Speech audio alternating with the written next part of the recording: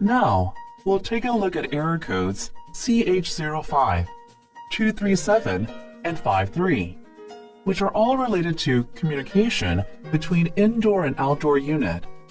Before we describe these three errors, we will explain about communication mode. When error CH05 occurs, first, check the connection between the indoor unit local modem and the main PCB. And second, check the local modem state and replace it if any malfunction is found. Finally, check the main PCB of the indoor unit, and if any defects are found, replace it as well. When replacing the main PCB, leave the optional PCB as it is. If the optional PCB needs to be replaced, please proceed with the auto address setting. Error CH237 occurs when communication between IDU's local modem and ODU's local modem fails. When this error occurs, you should check whether 485 communication cable is disconnected, or badly connected, or not fastened to the communication terminal block. Sometimes, it may happen that there is a damage in the IDU's local modem communication IC, which is connected to the ODU. Now, let's talk about error CH53.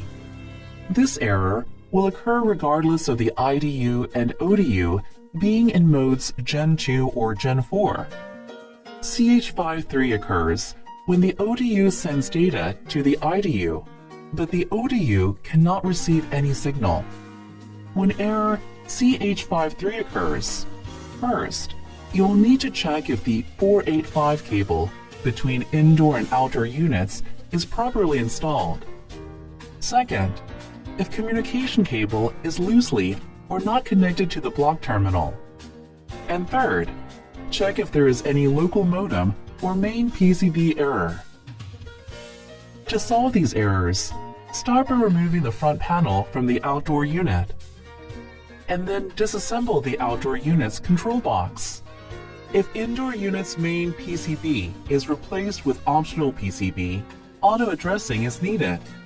To do auto-addressing, press the red button on the outdoor unit's main PCB for 5 seconds, and the auto-addressing will begin when the number 88 comes on the screen.